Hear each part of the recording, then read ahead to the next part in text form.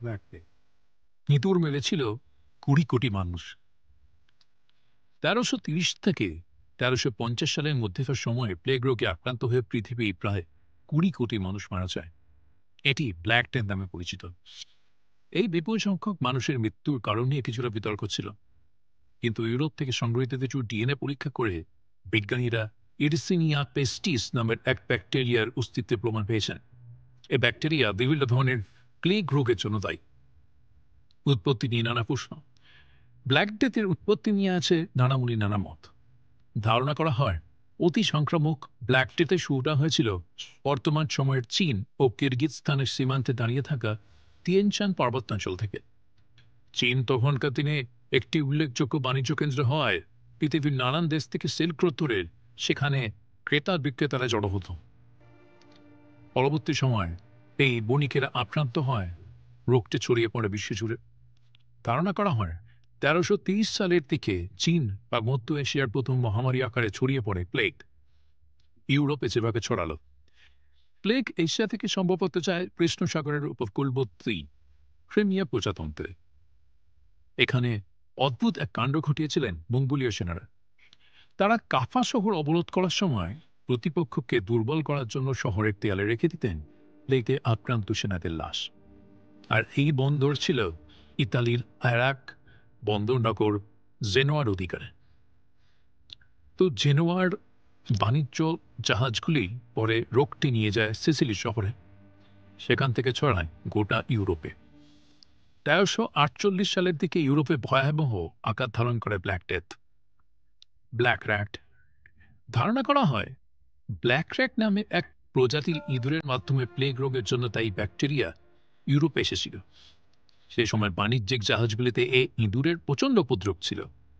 খুব অল্প সময়ের মধ্যেই ইউরোপের কয়েক কোটি মানুষ প্লেগ রোগে আক্রান্ত হয়ে মারা যায়।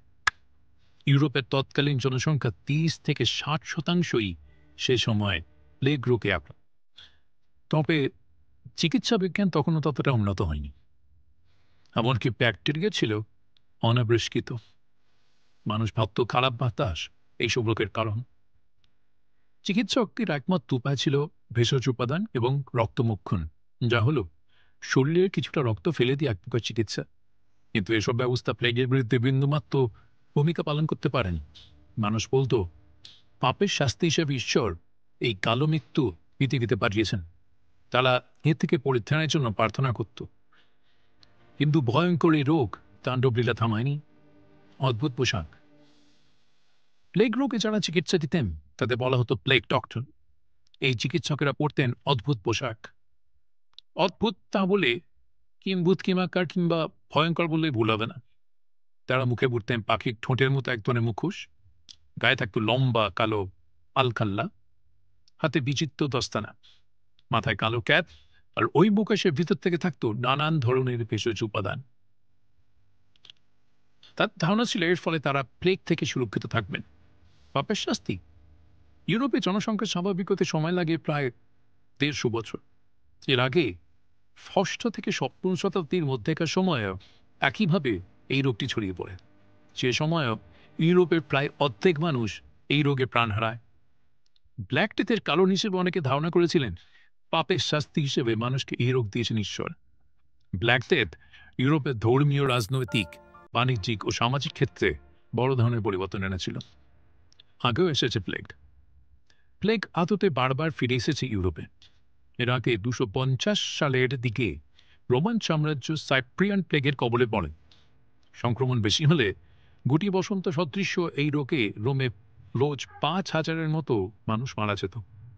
এর চেয়ে মারাত্মক অবস্থা হয়েছিল অবশ্য কনস্ট্যান্টিনোপলে, যা বর্তমান নাম Istanbul.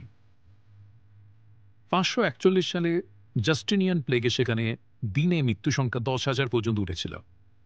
Great fire of London. 1666 সালে এক 2রা সেপ্টেম্বর লন্ডন শহর এক ভয়ঙ্কর অগ্নিকাণ্ডের কবলে পড়ে। ইতিহাসে এটা গ্রেট ফায়ার অফ লন্ডন নামে পরিচিত। এই আগুন টানা 6 সেপ্টেম্বর পর্যন্ত চলতে থাকে। আগুনে লন্ডন শহরের 5 ভাগের 4 ভাগ পুড়ে গেলেও মারা যায় মাত্র 16 জন। এত কিছুর পরও এই আগুনের ভালো দিক হল লন্ডনের 1 লাখ মানুষের মৃত্যুর জন্য তাই প্লেগ রোগের সমাপ্তি ঘটে। Spanish flu. 1918 সালে স্প্যানিশ ফ্লু নামে পরিচিত এক প্রকার ইনফ্লুয়েঞ্জায় প্রায় 5 কোটি লোক মারা যায়, যা ছিল তখনকার পৃথিবীর মোট জনসংখ্যার 3%। ব্ল্যাক ডেতে পরবর্তী ইউরোপ। ব্ল্যাক ডেথ ইউরোপ ও এশিয়ার সামাজিক কাঠামো ভেঙে ফেলেছিল। অনেক পরিবার হয়েছিল নিশ্চিহ্ন, অনেক শহর পরিণত হয়েছিল ধ্বংসস্তূপে। এর ফলে সবকিছু নতুন করে শুরু করতে হয়েছিল।